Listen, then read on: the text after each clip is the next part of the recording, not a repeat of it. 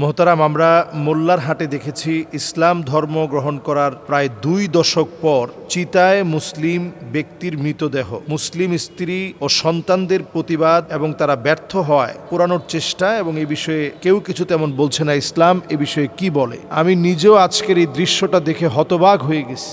ওনাকে পোড়ানোর জন্য এখানে ওঠানো হয়েছে, কিন্তু এই যে ভদ্রমহিলাকে দেখছেন উনি মুসলমান এবং ওনার স্বামী ইনি সেই দাবিতে মহিলা কান্নাকাটি করছেন।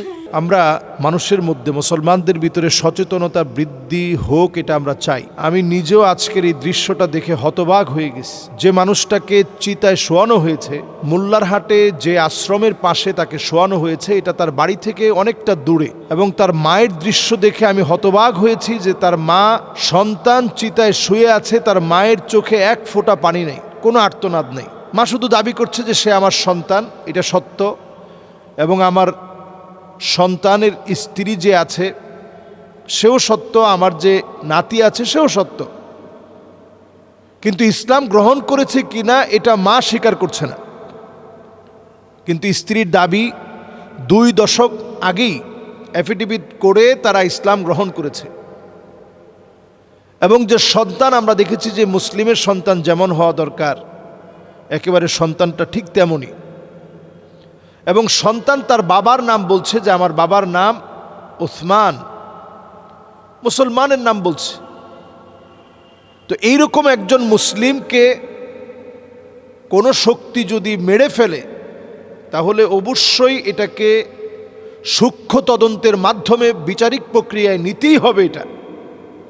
আর আমরা এই মুসলিম দেশ বাংলাদেশে বিচারিক প্রক্রিয়া যদি নেওয়া না হয়, একটা মুসলমানের উপরে আমরা অবিচার করলাম। একটা মুসলমানের হক হচ্ছে সে দুনিয়া থেকে চলে যাওয়ার পর সলাতুল জানাজা একটা মুসলমানের প্রাপ্য অধিকার। আমার আপনার কাছে একজন মুসলিম হিসাবে মুসলিম এই ভাইটার প্রাপ্য অধিকার হচ্ছে সে জানাজা নামাজটা পাবে। তাকে চিতার মধ্যে শোয়ানো যাবে না, তার প্রাপ্য অধিকার হচ্ছে তাকে জানাজার নামাজ পড়ে কবরস্থ করতে হবে, এটা তার অধিকার। তো এই অধিকারটা আমরা দিতে পারি নাই। এখনো বাংলাদেশে আমরা 90% উপরে মুসলিম থাকার পরেও মুসলমানরা কেন যেন অনেক জায়গায় চাপা কষ্ট বুকে নিয়ে থাকতে হয়। এমন একটা আগ্রাসন আমাদের উপরে চলছে এখনো, কেন যেন আমরা বাংলাদেশে মুসলিমরা মুসলমানদের কথাগুলো বলতে পারি না, আমরা আমাদের অধিকারটুকুন পাই না। এবং সেখানে সাংবাদিক বারবার বলছে যে আপনার ছেলের পিঠের মধ্যে কালো কালো চিহ্ন, এটা কিসের দাগ? তো মা বলতেছে যেহেতু কাঠের উপরে শোয়ানো হয়েছে ওইখান থেকে দাগ লাগছে। এলাকাবাসীর দাবি হচ্ছে তাকে পিটিয়ে জখম করে হত্যা করা হয়েছে। এই হত্যাযজ্ঞের বিচার বাংলাদেশে সুনিশ্চিত করা উচিত একেবারে সূক্ষ্ম থেকে সূক্ষ্মভাবে। কিন্তু কে করবে এই বিচার? নিশ্চিত করবে কারা? মুসলমানের পক্ষে বলার মতো এমন কোনো মিডিয়া মাধ্যম এবং প্রশাসন আমি মনে করি আজও নেই যারা মুসলমানদের পক্ষে কাজ করবে। এই বিষয়গুলো নিয়ে কথা বললে অনেক সময় ঘুম হতে হয়। এই বিষয়গুলো নিয়ে কথা বললে কখনো কখনো মিথ্যা মামলায় জর্জরিত করা হয়, কখনো কখনো যে কোনো সময় মৃত্যুর আশঙ্কা থাকে। এজন্য মানুষ এই বিষয়গুলো নিয়ে কথা বলে না। আমরা পরিষ্কারভাবে এটা সূক্ষ্ম তদন্ত চাই। একজন মুসলিম সে তার অধিকার থেকে বঞ্চিত হোক, এটা আমরা হতে দিতে পারি না। সেখানে স্ত্রী গিয়ে বারবার বলছে যে আমার স্বামী, সন্তান বলছে আমার বাবা। হ্যাঁ, একজন মানুষ যখন ইসলাম গ্রহণ করে, ইসলাম গ্রহণ করার সঙ্গে সঙ্গে আল ইসলামু ইয়াহদিমু মা কানা ক্বাবলা, আগের যত কিছু আছে সব আল্লাহ তাআলা মুছে দেন। তার মানে এই না যে আপনি অমুসলিম থেকে মুসলমান হলেন, আপনার বাবা মার সঙ্গে আপনি খারাপ ব্যবহার করবেন। যেই বাবা মা হয়তো অমুসলিম এখনো রয়ে গেছে, যেই মা বাবা হয়তো এখনো অমুসলিম রয়ে গেছে, এখনো তারা ইসলাম গ্রহণ করে নাই, তাদের সঙ্গে আচরণ কি হবে?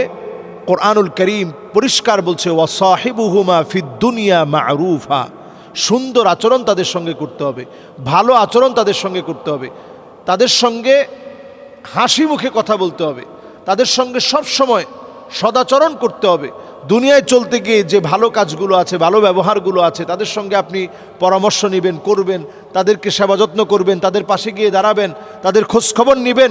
ইসলাম কোনোটা নিষেধ করে না। তবে আপনি মুসলিম হওয়ার পরে আপনাকে কোনোভাবেই চিতায় শোয়াবে, এটা মুসলমানরা মেনে নিতে পারে না।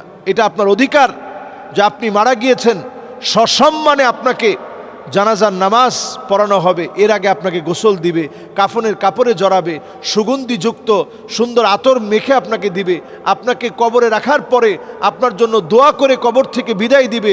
এই সুন্দর সুসম্মানের বিদায় ইসলাম আপনার জন্য নিশ্চিত করেছে।